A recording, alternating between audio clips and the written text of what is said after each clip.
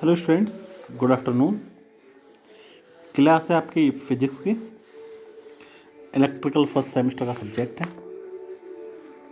आप लोगों को पता ही चल गया है कि आपके एग्ज़ाम 15 मार्च से हैं और नया सेमेस्टर आपका 22 जनवरी से स्टार्ट हो रहा है।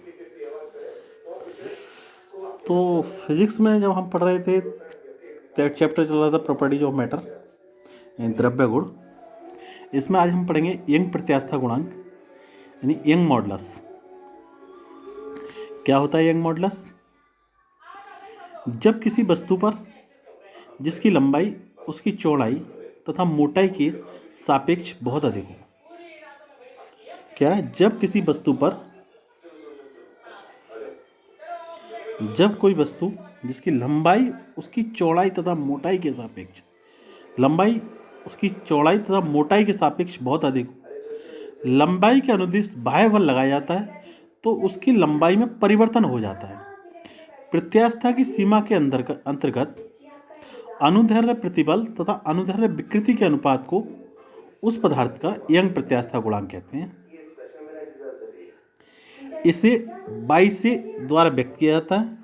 y इजिकल टू अनुदैर्ध्य प्रतिबल बटे अनुदैर्ध्य विकृति। अनुदैर्ध्य प्रतिबल आपको पता ही है F/A होता है, अनुदैर्ध्य विकृति स्मॉल l अपॉन l।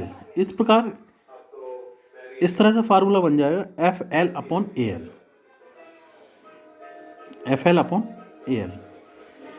मान लिया हमने कोई त्रिज्या है R तथा लंबाई L का एक तार एक सिरे पर दृढ़ता से बंधा है।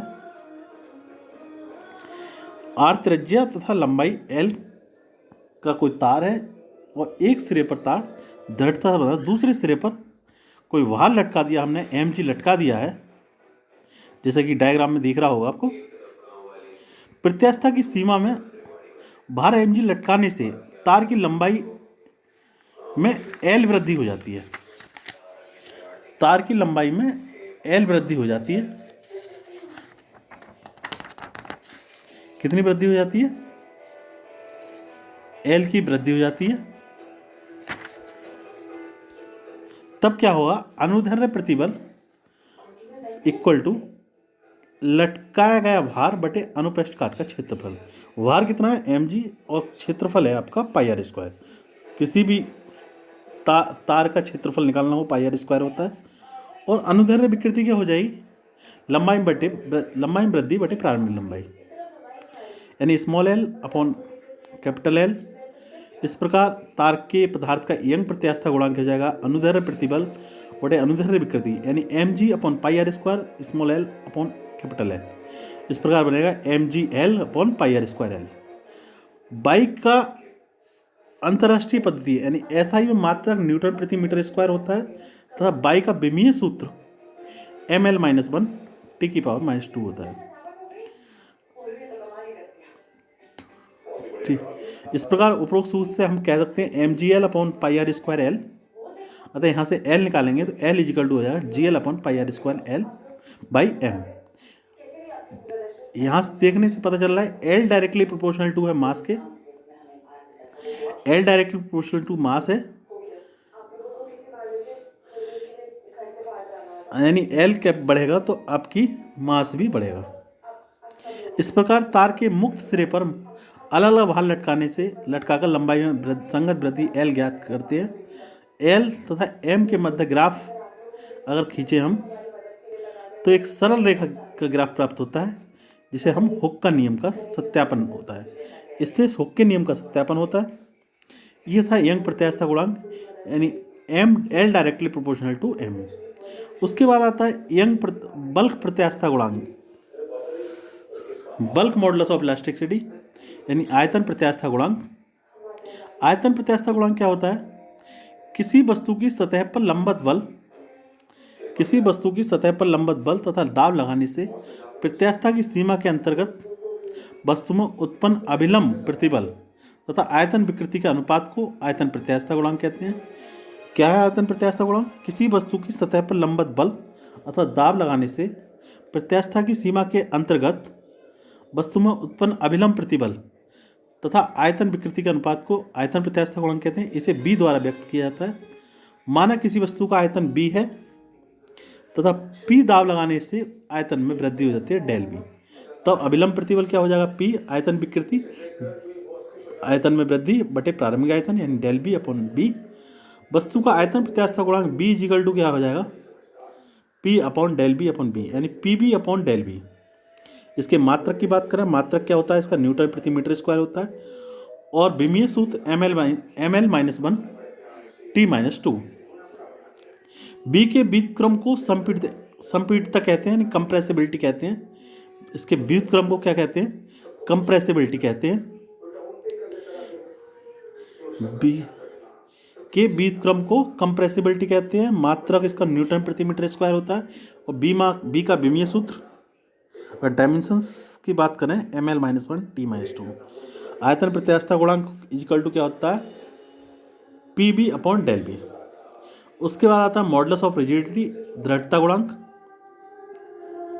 दृढ़ता गुणांक क्या होता है, जब किसी वस्तु पर बाह्य बल इस प्रकार लगा हो कि वस्तु की आकृति में परिवर्तन हो जाए परंतु आयतन अपरिवर्तित रहे, तब वस्तु अपरूपित कही जाती है। यानी आयतन में आकृति में परिवर्तन हो बट लेकिन आयतन में कोई परिवर्तन ना हो, वो मॉडुलस ऑफ रिजिडिटी कहलाता है। चित्र में देखो, ABCDEFGH के द्वारा किसी वर्गाकार वस्तु को दर्शाया गया है। ABCDEFGH के द्वारा किसी वर्गाकार वस्तु को दर्शाया जिसकी सतह हमारी क्या है, ABGH है। जिसकी सतह ABGH स्थिर रखकर ऊपरी सतह CDEF पर स्पर्श रेखीय बल F लगाया जाता है। स्पर्श रेखीय बल F लगाया जाता है। इससे सतह CDEF बल की दिशा में विस्थापित हो जाती है तथा वस्तु का नया रूप ABC'D',E',F',G' प्राप्त होता है। नीचे सतह में कोई चेंज नहीं हुआ, ऊपर चेंज हो गया। क्या हो गया, ABC'D',E',F',G' प्राप्त होता है। ऊपरी सतह पर F बल लगाने से वस्तु में उत्पन्न अपरूपण विकृति फाई है। क्या हो जाएगा, देखो मान लिया हमने EE' बराबर है DD', क्या है, EE' बराबर है DD' तथा AD को और बराबर मान लिया X है। क्या, EE' बराबर DD' बराबर X मान लिया तथा AD आपने मान ली L, तब अपरूपण विकृति क्या हो जाएगी, DD' अपॉन AD यानी X अपॉन L और X अपॉन L, परंतु X अपॉन L क्या है, tan फाई है। अतः अपरूपण विकृति X अपॉन L equal to tan phi. यदि कोण फाई बहुत छोटा है तो tan phi equal to phi, अतः अपरूपण विकृति फाई हो जाएगी।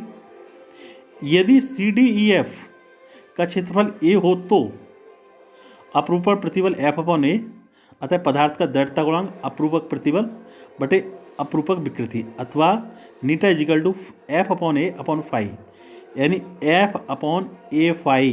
दृढ़ता गुणांक नीटा ठोस पदार्थों के अभिलाक्षणिक गुण होता है। नीटा का मात्रक न्यूटन प्रति मीटर स्क्वायर होता है और नीटा का विमीय सूत्र ml-1 T-2 होता है। तो दृढ़ता गुणांक आ गया आपका इसका F अपॉन A फाई।